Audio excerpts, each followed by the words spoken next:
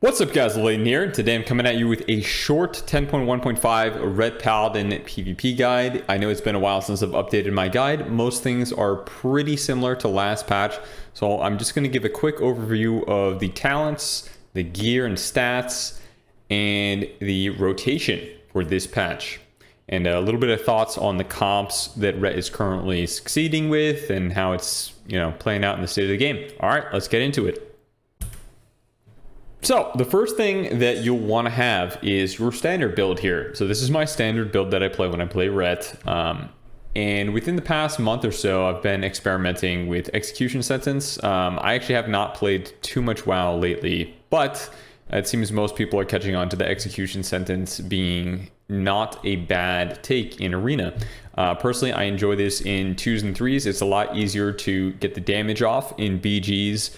Final Reckoning is probably a little bit more advantageous because there are so many defensives in a BG and you're constantly swapping, so you might not be able to train a single target down.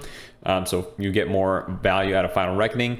But in arenas, I'm pretty much full-time execution sentence now. A couple comps that you might want to change this into is maybe you wouldn't play execution into something like a Unholy DK, or maybe you would opt for Final Reckoning for better swaps on a melee cleave. But either one, they're both viable. My current preference is execution sentence. Another preferential talent you can take here is, for example, if you are playing with a hunter and you do not want to break freezing traps or scatter shot, whatever, you can opt out of Blessed Champion and you can put that final point here up into expurgation to look something like this. Expurgation, not too bad. You can also take that expurgation point and put it into Inquisitor's Ire if you want it to be a little bit more bursty. So an example of a build with Inquisitor's Ire, I might change to Final Reckoning just for the max burst here. You don't necessarily need Divine Auxiliary, or if you do want it, you can take that point out of Blessed Champion, put it down into Divine Auxiliary. But for the most part, this is what my standard build looks like.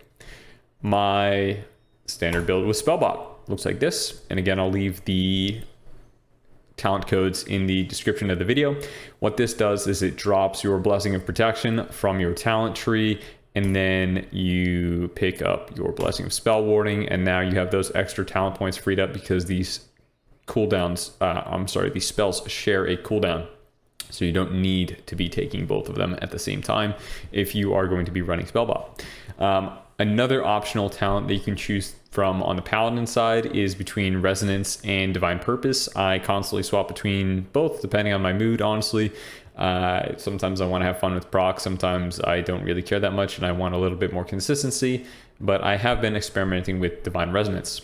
Now, one more question that I get frequently about talents is about Crusade here. Crusade versus 1 Minute Wings. 1 Minute Wings is nerfed by 50% in PvP combat, so that is only 10% damage and healing and crit. Versus your Crusade, which is nerfed down to, I believe, 23% damage and 23% haste, but without the healing increase.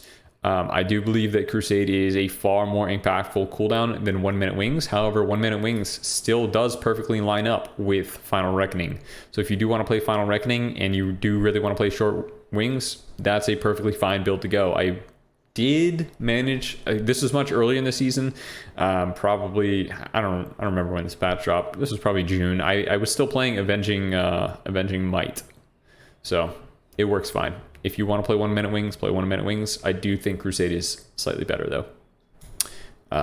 So yep, that is about it for the talents. Now let's get into the PvP talents. So not much to go over with the PvP talents here. We have Blessing of Sanctuary. Pretty much you take this every single game. You can opt out of it for BGs if you want random BG content. You can go ahead and toss in something like Luminescence for the 2% increased damage on you and your allies when you get healed. This also procs from your Crusader's Reprieve, so this is very easy to have uptime on, although it has been nerfed significantly to now only be 2% damage and healing.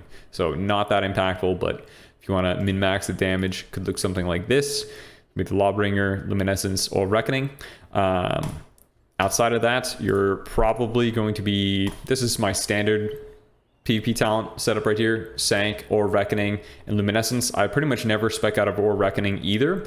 This third talent point here, you can play Searing Glare. Searing Glare is not terrible if you can land it, especially if you can cleave it, but it's a little bit risky. If you play Searing Glare, if this is a talent of your choosing, I would recommend playing the uninterruptible embellishment here. I forget the name of the embellishment. It's the one that if you juke a kick, the CC immunity goes on you. I actually don't have one. I'm planning on making one just for fun later on, and then playing a Repentance plus Searing Glare. Gosh, I can't even remember the name of the embellishment. I'll put it on the screen. But yeah, you can opt into that. And then another my standard embellishment though is the Infurious Boots plus the Spore Cloak. All right, this leads us into gear here. So I'll quickly go over the gear that I run in PvP and what my stats look like. So I run the Heartfire Sentinel's Forge Helm. This is the set piece here. And as you can see, all my set pieces are PvP. If you're not quite sure how to get your 4 set, it's actually quite easy. So what you need to do is you need to just farm Conquest gear right here. Conquest, it's the arena / rated BG and your daily currency that you can earn throughout rated PvP activities and certain quests. And you use that at the vendor in the main Dragonflight city, the PvP vendor area, which is like right over here. I believe it's like this gazebo looking thing. And you buy that normal Conquest gear, like right here, Obsidian Gladiator's Plate Great Belt. You then take that gear to the, where's it here? I will help you guys out. I will show you exactly where this is. You then take it to the converter, which is located right here in Theldraszus. It is called the Revival Catalyst. And what you do is you drop that Conquest piece in to this thing here. And you should have pretty much unlimited charges now at this point in the season. For example, I want to drop my gloves in. Boom. I have 7 charges, 7 out of 8 charges right here. I am not going to convert this piece because this is not the piece that I convert. But I did that. That's what you do to your Conquest gear. If for some reason, I haven't done this on a while on an alt, you might have to let it charge up. You gain 1 charge per week. However, upon reaching 1600, you can get and I mean 1600 rated in any of these brackets here. You can get a token to take to another one-time use vendor, at least for PvP, down in the Zalaric Caverns. That vendor is just below this flight point here in this little like broken down building. Now that vendor has 2 options, and I'm going to show you again what the options look like. So here we are at the hidden PvP vendor. These 2 vendors actually mostly are for PvE. However, we can use that 1600 in any rated bracket token one-time use on this vendor on the right here. So this Norsco the Proud, again, it's right here on the map. Open this guy up. You have 2 options. So you have 2 chest pieces, 2 gloves, 2 helms, 2 pants, 2 shoulders. Make sure if you want to PvP that you are picking up the elite versions. So the elite versions for me are on the left side here. And this is upgrade 9 out of 9. That means in PvP, they have these, it's actually very easy to tell which is which if you know what you're looking for, because if it says equipped increases item level to 450 in arenas and battlegrounds, that is what you are looking for here. So these pieces on the left, you can afford 1. So basically upon hitting max level, you can instantly get your 2 set as long as you hit 1600 in whatever bracket. And if you're a new player, that might be difficult, but if you're a returning player who has played PvP at one point in the past, it's generally like, you queue up and you can have a negative win-loss rate and get there at some point. But yeah, that is how you obtain the set pieces in PvP. Now, for the slightly more complex pieces, for players that are just returning to Dragonflight, they're really not that bad. So the crafted pieces that you can get here, or otherwise known as embellished pieces, are the Spore Cloak and the Infurious War Boots of Impunity. These both come from the same location if you are a non-crafter like myself. And then also you're going to want a Signet of Titanic Insight. Signet, I honestly, I don't know how to pronounce that, whatever. It's a ring. In this, you can upgrade. So these PvE crafted pieces, you can give them a trophy to cause them to increase in item level to 450 in PvP combat. And let's do a little jump cut to show you where you get these pieces. So the first thing that you're going to want to do is grab these trophies here for whichever piece you need. So if you're crafting a larger piece, it's going to cost between like 875 to 700. Like this is your chest, your helm, your legs, and then these are like your boots, your belt, your gloves, shoulders, stuff like that. 700. It corresponds to the same pricing of, you know, the gear that you would normally get for that item slot. And then with the back specifically, you need the lesser trophy of conquest here. Now in PvP, when you complete your first I believe BG or skirmish, and you get a box, looks something like, I'm not sure if I actually have any spare boxes to open right now. Oh, I'm sorry, it looks like this. Your Victorious Contender Strong Box, you just right click it in your inventory and it's going to give you a quest. That first one-time quest is going to bring you over to one of these people here. It's someone in this room, and they're going to give you one 875 token and one 700 token, conquest token, for free. You're going to end up using the 700 one for your boots here, and we are going to quickly scoot over to the crafting bench, and I'll show you guys where you can get these.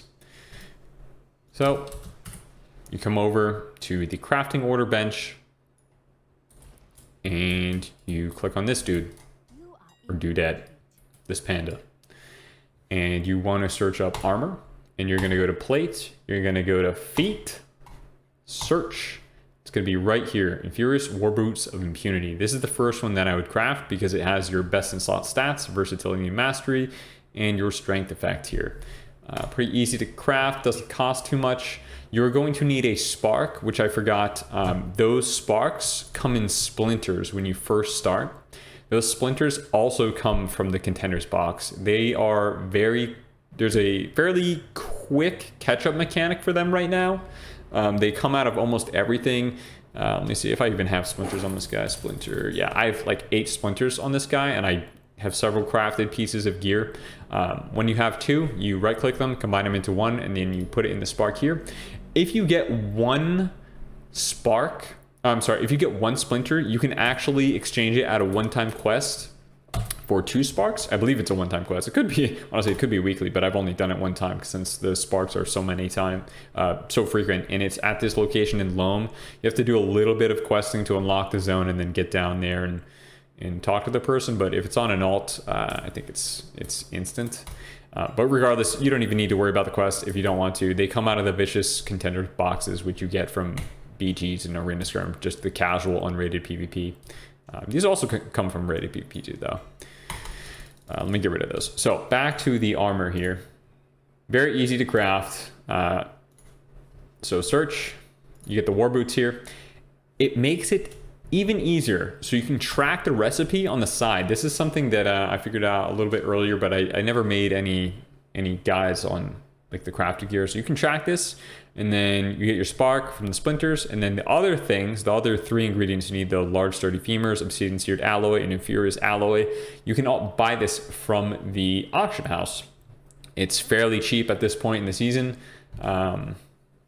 It's not super active season right now, so things have kind of prices have deflated a bit. And then you put in the price, or you put in the crafting order here by having these items, clicking the spark. You don't need to infuse it with power if you don't want to, not required here. The requirement for PvP, however, is the grant PvP item level, which you will drop a trophy of conquest. I wouldn't bother using the Crest of Honor. This is something that you can buy from the honor vendor, but it's going to be lower item level. Just use the Trophy of Conquest. Don't even bother crafting these pieces unless you're going to use the Trophy of Conquest, which luckily for you guys, this first one here does come from that initial one-time quest. You do not have to spend the 700 conquest on the boots. Next piece here is the cloak. We're going to go down to miscellaneous, on the crafting order, click on cloak, click search, undulating spore cloak right here. Same deal. You're going to need a spark. That's 2 splinters combined into 1. And you're going to need the rest of these materials, all of which can be bought from the auction house. This item I found is a little bit more expensive than the boots here, mainly because of the Zeralek glow spores. But again, if you've been playing WoW a little bit, or you just freshly leveled up, you should have some questing gold, and it shouldn't be too bad.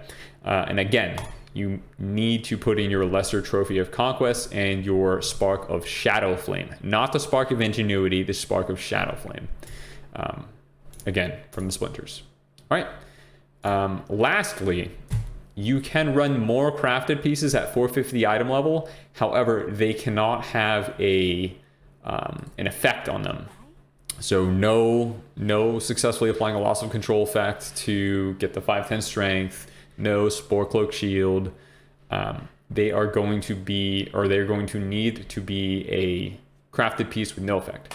So my one crafted piece with no effect is the Titanic Insight Ring. I believe, let me see here, miscellaneous, go down to armor, miscellaneous, finger, search. You can actually craft either one of these. Someone did tell me that the secondary effect on the ring-bound hourglass here, it does not count as a embellishment. So if you did want that little toy effect, go for it. I was lazy because I think this one was a little more expensive, I believe.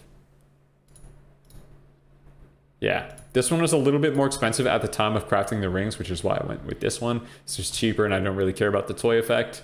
Again, same deal. You need a spark of shadow flame.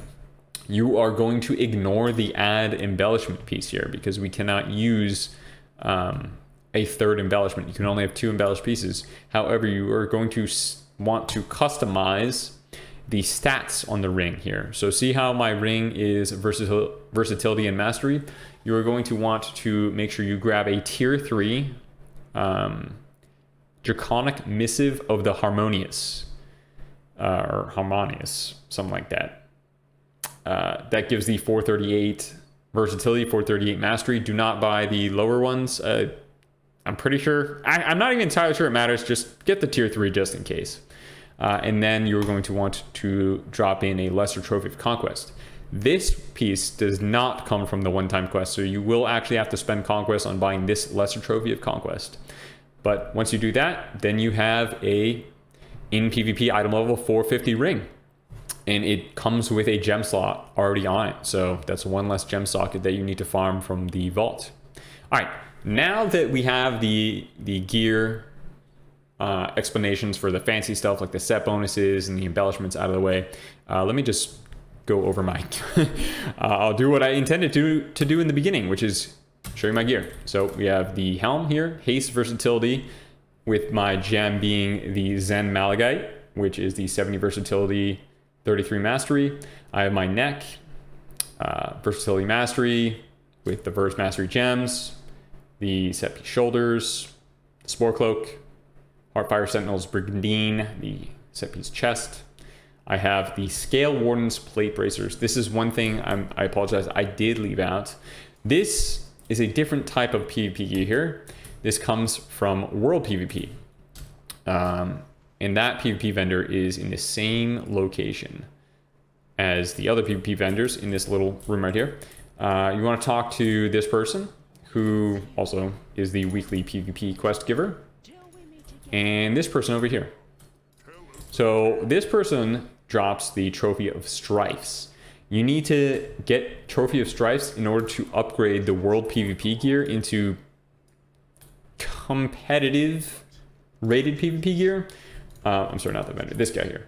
So what you do, if there are no world quests up that drop the piece of world PvP that you need to kill a bunch of people, or just simply complete this world quest here. It should give you enough bloody tokens in the time to grab the bracers, which I don't believe are too expensive here. Where are the bracers? Here they are. So they cost 200 bloody tokens, very, very cheap. And you are going to buy them, put it in your inventory, complete the quests over here for the Trophies of Strife. That is the currency that you use to upgrade the World PvP Gear. Then you bring it over to the item upgrade person and you drag it and drop here. And boom, there you go. You have your bracers. That is the 1 scale, I believe the 1 scale Warden's piece that I use. You also have your regular Conquest gloves. I apologize, there's a cop going by my apartment. I'm gonna mute real quick. All right, they're gone, we're back. So we're at the belt right here, Haste Versatility with the Versatility Mastery Gem, the set piece pants here, Haste Mastery, the Inferior's War Boots, the Satanic Insight Ring. So our rings are both Versatility Mastery, feels pretty good. Some rets prefer the Haste Versatility Conquest Ring. I actually prefer the double Mastery for some more damage. And lastly, if you are human, you can run the double DBS trinkets. Some of you might notice that I have 1 honor badge still. So this is the honor gear thing from this guy right here. That is because the conquest badge is crit right here. So this one gives more primary stat, but I'm sacrificing a decent amount of haste. So let me hit this dummy real quick. So in PvP combat, I have 18.5% haste, and if I dropped my badge off here in my bags and get in PvP combat again, I have 14.8% haste. Not a fan of going below like 15% to 17% haste. I really like having above 17% haste. Ideally, like 17 to 20% haste is plenty for me. And keep in mind your stats do go up in PvP combat. So like 18.5% haste, perfect. Another reason crit is kind of diminished for us now is because we do run the Vengeful Wrath talent, which guarantees Hammer of Wrath crits. That means one of our hardest hitting spells is completely unaffected by one of our stats. So kind of avoiding crit where possible is okay. You know, who knows? Maybe I'll play around with another badge at some point, like the Conquest badge. But for now, this is my preferred setup for trinkets. If you are a non-human, you're going to want to take the Obsidian Glider's Medallion here to get out of CC. And even if you are playing human, you can still play the Medallion if you are more comfortable playing with that CC removal trinket. But I pretty much never drop my Gladiator's Insignia of Alacrity. I do like the haste and the proc damage. Lastly, I'll go over enchants real quick. So I now run the speed enchants on the cloak and the bracers here. These are fairly cheap off the auction house. The chest, I run sustained strength for the stamina and strength. The 3 gems on the amulet come from the settings on the auction house. Buy 2 tier 2 settings and 1 tier 3 setting to save the most gold. I don't believe there are any more enchants on this side. Nope. My weapon is Sophic Devotion tier 3. I have Versatility enchanted on both my rings. I have Plains Runner's Breeze tier 3 on my boots. That's just more movement speed. I have the Strength and Stamina on my pants here. And I have full sockets on all of my gear, I believe. So that is about it for my gear. The stat prio is versatility, then mastery, then haste and crit, in my opinion. Some people like to prioritize a little bit more haste, or a little bit, higher value haste, sacrifice a little bit of mastery. Let me show you guys what the stats look like. So if I pop on my, where is it here? I guess it's this ring. If I pop on my haste ring, I have even higher haste. So I have 21% haste. I don't feel like I need it that bad. So we're basically like 3% haste higher and a little bit more versatility versus having like just under 4% more mastery. So it's kind of up to you. You do get about 0.25% less versatility, but our versatility is diminishing returning at that point. So we're basically at 35% versatility rounded anyway. it's not really doing that much of a difference. The difference comes in between your haste and your mastery preferences, and I prefer to have the mastery since it affects all of our damage here. All right, that is about it for the stats and the gear guide. Let's get into the next portion, which is, I guess, a quick damage breakdown. All right, in PvP, the ret damage breakdown, it's not really a rotation, it's more of a priority system, and that priority system involves trying to land every Templar's Verdict into a judgment window from Greater Judgment, while also attempting your best to not overcap on Holy Power. Now, overcapping on Holy Power does happen a lot more frequently this expansion when playing with Crusading Strikes here. But do your best to always Final Verdict at like the 4 or 5 Holy Power range, and you're pretty much going to be golden. So if I had no cooldowns, my standard rotation opener would be like something like Judge, Blade of Justice, Hodge them, Final Verdict, Judgment, into a Wake of Ashes, into a Final Verdict, into a Hammer Wrath proc, Final Verdict, Hammer Wrath proc, Final Verdict, Judgment, Blade of Justice for 5, Final Verdict, Judgment, something like that. See how I'm weaving my Holy Power between the 3 and the 5 and always spending, trying not to overcap while also hitting every Final Verdict into a Judgment window? It's like that. It's not a standard rotation that you would follow in PvE. I mean, the PvE rotation is very, very similar. The burst rotation depends on your talents. So my current burst opener looks something like this. You're going to want to have a Judgment window up. You're going to Wings, Execution, Final Verdict, Hammer of Wrath, Final Verdict, Divine Toll, Final Verdict, Hammer of Wrath, Final Verdict, Wake of Ashes, Final Verdict, Hammer of Wrath, Final Verdict, Hammer of Wrath, Final Verdict. Now you're out of Crusade Strikes. Hammer of Wrath to get to 5. Blade of Justice, Final Verdict, Hammer of Wrath, Final Verdict, Judgment, Final Verdict, Hammer of Wrath, Execution again, Final Verdict. See how we landed 2 executions with our Crusade up? The first execution wasn't that empowered by our Crusade, but the second one still remains with the damage increase. So something like that will net you pretty big burst damage. The way that you use Wake of Ashes in the rotation in PvP, you can try and get it on cooldown as fast as possible, but lately I've been trying to prioritize Hammer of Wrath a little bit higher in the burst rotation because it has a much further range than Wake of Ashes. A lot of the times you start bursting, someone's going to run away. Luckily for us, we're basically a range damage dealer now. All our stuff deals damage from afar. Hammer of Wrath deals damage from pretty far away. It has a 30-yard range, whereas Wake of Ashes is a little bit closer, right about here. Just out of melee range here.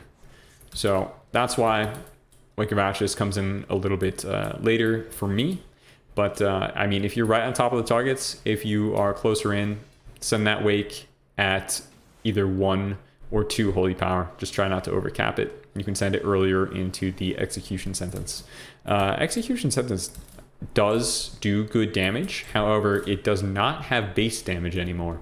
And what I mean by that, if I drop it on the target here and I don't hit it, it no longer has an initial tick of damage, and in PvP it only deals 19% of the damage that you deal into it. And I am not entirely sure if this bug is fixed, but it also doesn't scale off of, or it used to not scale off versatility. I'm not quite sure how to test that anymore, but that was a problem that the PvE raiders found in the last patch. But I mean, into the dummy, we got a 467k execution sentence. Obviously that's with full uptime against a non-verse target. The highest execution sentence I've got on players in rated PvP was about 226k. That was a pretty juicy execution sentence. But in a realistic scenario against decent players, the execution sentence is usually going to be between 60 and 120k. 120k being a pretty average during your burst go, and the 60k being a pretty mitigated execution sentence. Now, if you're really getting CC during it, it's not going to do too much damage at all. It's going to be doing like 30, 40k. But, you know, the upside is it's a 30-second cooldown with a 3 holy power generation attached to it. So if you screw one up, no big deal, because in 18 seconds after it expires, you're going to have another attempt at it. And it's actually a little bit less than 18 seconds because of Seal of Order here. When you attach Divine Auxiliary to this, it does very, very minor cooldown reduction for the spell. But yeah. That is about it for the guide. I will link all my macros in the description of the video. A lot of people ask me every guide why I have multiple of every spell. Some spells are for visual clarity or my OCD. And the others, like my blessings, are functionality. So I have a party 1, party 2 sacrifice. I have a freedom and a mouseover freedom. I have a party 1 and party 2 freedom, stuff like that. But I'll also leave a link in the description to another video that I went over covering macros. All right, I believe that is it. Oh, I did say I would go over the comps. So I believe in 2s, probably Ret Resto Druid or Ret Holy Priest are pretty good. That's kind of what I played in 2v2 Arena. In 3s at the moment, Ret Hunter, any spec, and Ret Warrior, any spec, except for maybe Prot, so either Arms or Fury, is pretty good. Ret Windwalker and Ret DH are probably like B tier Ret comps. I did play a little bit of Ret Boomy early on in the season, still probably pretty good, but you know, I'd stick with either Ret Hunter X or Ret Warrior X. And as of tomorrow, with the Demon Hunter buffs, I bet you Ret Demon Hunter becomes probably on par with Ret Warrior. So yeah, that is about it for this guide. Thank you all for watching. If you enjoyed, feel free to like, subscribe, comment, follow me on Twitch, Twitter. And recently, recently my student loans came back online or at the end of this upcoming month, which sucks. So if anyone wants to toss a sub on Twitch or on YouTube, you can subscribe on YouTube if you enjoy my content and feel like supporting me. It helps out very much, and I appreciate you. All right, I'll see you all next time. Peace.